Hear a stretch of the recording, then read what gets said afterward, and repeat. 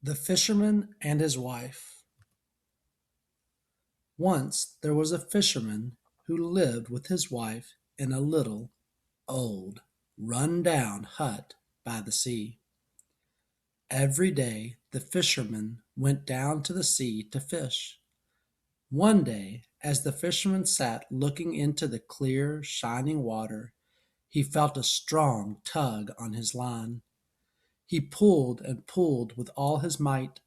He used his whole strength, until at last out flopped a large golden flounder.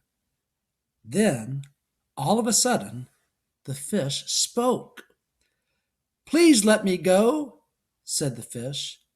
"I am not an ordinary fish. I am an enchanted prince. Put me back in the water and let me live." "Swim away," said the fisherman. "I would not eat a fish that can talk." At the end of the day, the fisherman went back to his wife in the little, old, run-down hut. "Didn't you catch anything today?" she asked. "No," said the fisherman. "I did catch one fish, but he told me he was an enchanted prince and asked me to throw him back. So I did." "You fool!" said the wife. "That was a magic fish. You should have asked him for something." "Like what?" said the fisherman. "Go back and ask him to change this dinky hut into a charming, pleasant, and nice-looking cottage." The fisherman did not want to go, but he did not want to argue with his wife either, so he made his way back to the sea. When he arrived, the water was no longer clear and shining. It was dull and greenish. The fisherman called, "Hear me, please, O magic fish! My wife has sent me with a wish." The fish swam up to the surface and asked, "What does she want?" "She says she wants to live in a charming cottage," said the fisherman. "Go home," said the fish. "She has her cottage." The fisherman went home.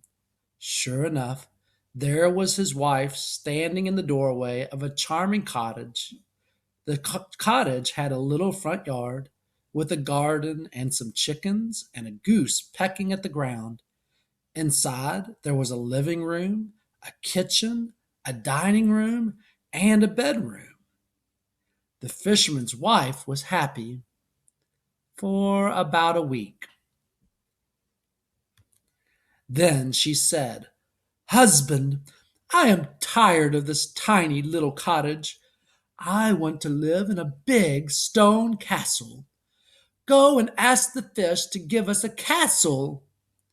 "But wife," said the fisherman, "he has just given us this cottage.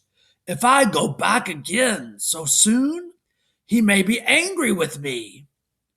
"Go and ask," said the wife.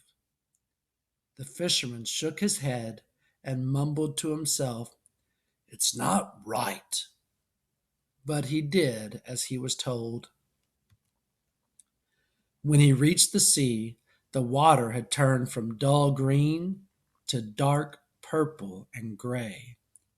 The fisherman called, "Hear me, please, O magic fish! My wife has sent me with a wish." When the fish swam up, the fisherman said, "My wife wishes to live in a big stone castle." "Go home," said the fish. "You will find her in a castle."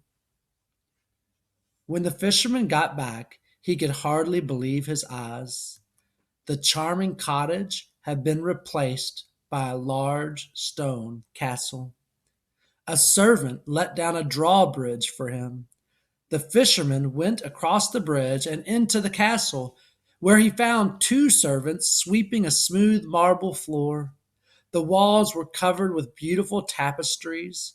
Crystal chandeliers hung from the ceilings.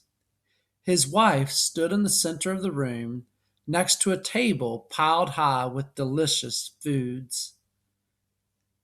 Now indeed you will be content and happy with what you have, said the fisherman to his wife, and she was content until the next morning. As the sun rose, the fisherman's wife poked her husband in the side and said, "Husband, get up! Go to the fish at once and tell him that I wish to be queen of all the land." "Heavens!" cried the fisherman. "I can't ask for that." "Go and ask him," said his wife. The dejected fisherman walked to the sea. The water was black. It bubbled and gave off a foul or really bad smell. The fisherman hesitated. He paused for a moment before he called for the fish. "Hear me, please, O magic fish. My wife has sent me with a wish." The fish swam up and asked, "Now what does she want?" With his head hung low, the fisherman said, "My wife wishes to be queen of the land." "Go home," said the fish.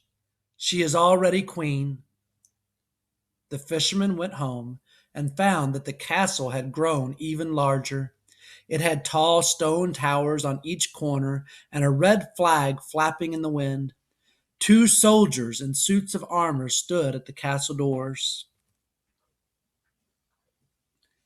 They escorted the fisherman inside, where he found his wife sitting on a high throne studded with diamonds. She wore a long silk dress and a golden crown. On one side of her stood important people, such as barons, dukes, and duchesses. On the other side stood a line of helpers, each one shorter than the one before. "So," said the fisherman, "now you are queen." "Indeed," said his wife haughtily, in a very proud and rude way. "Well then," said the fisherman, "I suppose there is nothing more to wish for." But that very evening, as the sun went down and the moon began to rise in the sky, the fisherman's wife sent for her husband. "Husband!" she bellowed and shouted in a loud and angry manner. "It displeases me that the sun and moon will not rise and set at my command. That makes me very unhappy. Go to the fish and tell him I must have the power to make the sun and the moon rise and set whenever I choose. See that it is done immediately, right this instant, now!" The fisherman walked back to the sea. He felt sick all over, and his knees knocked together nervously. At the seaside, thunder roared and lightning flashed. Huge dark waves crashed on the shore. The fisherman had to shout, "Hear me, please, O magic fish! My wife has sent me with a wish." The fish swam up and asked, "What does she want?" The fisherman replied, "My wife wants the power to make the sun and the moon rise and set whenever she chooses." The fish only said, "Go home." And so he did. There he found his wife sitting in the old run-down hut, and there they live to this very day.